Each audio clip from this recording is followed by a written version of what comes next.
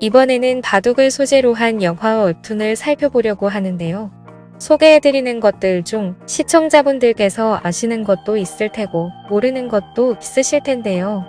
그래도 이번 영상을 통해 새로운 것을 발견하셨으면 좋겠습니다. 시작하기에 앞서 소개해드릴 작품을 말씀드리면 영화는 스톤, 신의 한 수, 승부이며 웹툰은 명인, 화정 바둑 삼국지입니다. 그럼 이제 함께 보러 가시죠.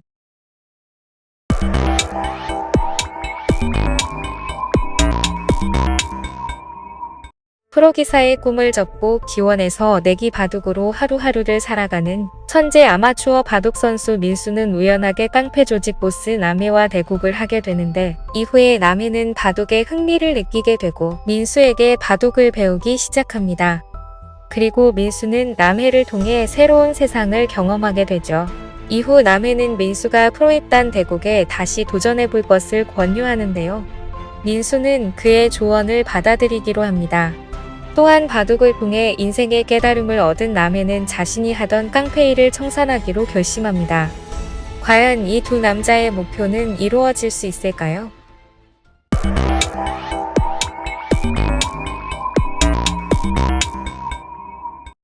원래 바둑 프로기사였던 태석은 갑작스럽게 찾아온 형에게 목숨을 건 내기바둑을 부탁받는데요. 카메라를 통해 바둑판을 보며 대신 바둑을 두고 있었는데 좋지 않은 날씨로 인해 전파가 끊어져 버렸고 결국 형은 패착을 두고 목숨을 잃게 됩니다. 형을 살해했다는 누명으로 교도소에 가게 된 태수는 옆방에 있는 사람과 끊임없이 바둑을 두고 그 사람이 소개해준 사람에게서 싸움도 배우게 됩니다.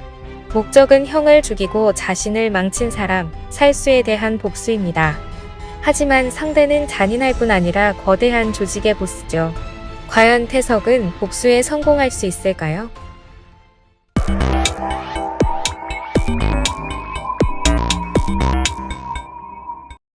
승부는 스승과 제자이자 라이벌이었던 한국 바둑의 두 전설인 조훈현과 이창호의 승부를 그린 영화이며 개봉일은 2022년으로 예정되어 있습니다.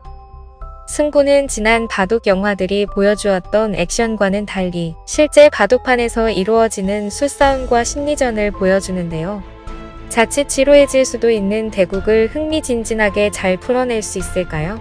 무엇보다 실존 인물, 실화를 바탕으로 하기에 정상에 올라선 스승 조훈현이 제자 이창호에게 자신의 자리를 내어주는 기분을 어떤 식으로 표현해낼지도 기대가 됩니다.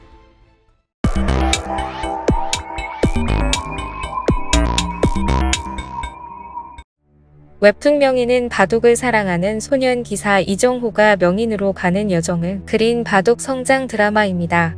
과거 세계 챔피언이었지만 지금은 퇴물 취급을 받고 있는 삼촌 이상훈은 유일한 혈육인 조카 정호와 함께 살고 있습니다.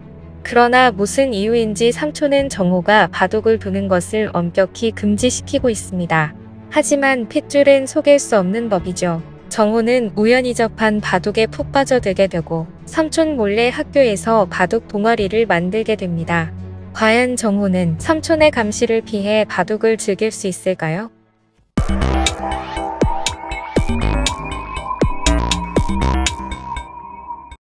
화점은 오민혁 단편선 중 한 편으로 2015-2016년도 네이버에서 엄청난 호평을 받으며 연재된 웹툰입니다. 천재 바둑 기사인 주인공 박한수는 오직 이기기 위해서 바둑을 두었는데요. 자신의 스승에게는 실력이 없다면 은퇴하라는 독서를 하기도 했습니다. 하지만 스승은 언제나 바둑을 두는 일은 즐거운 일이며 한 폭의 그림을 그리는 것과 같다고 말했습니다. 스승이 돌아가시고 죽은 옛 스승의 집에 들렀다가 떨어지는 빗방울과 가상의 대국을 두게 된 한수는 바둑은 혼자 두는 게 아니다라고 타이르던 스승의 참뜻을 깨닫고 반성하게 됩니다.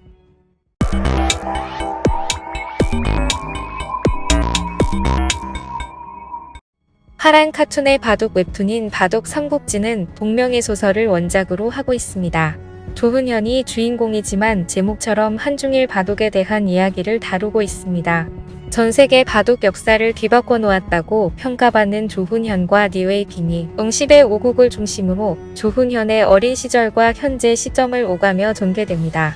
섬세한 작화와 뛰어난 완급 조절, 매력적인 캐릭터들, 바둑을 두는 장면을 장수들의 결투처럼 묘사하여 비장미를 더하는 연출이 압권이라고 할 수 있는데요.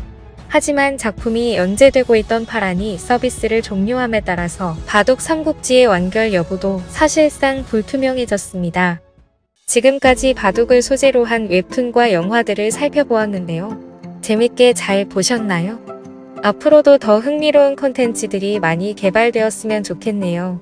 그럼 다음 시간에 더 재미있는 이야기를 들고 찾아오도록 하겠습니다.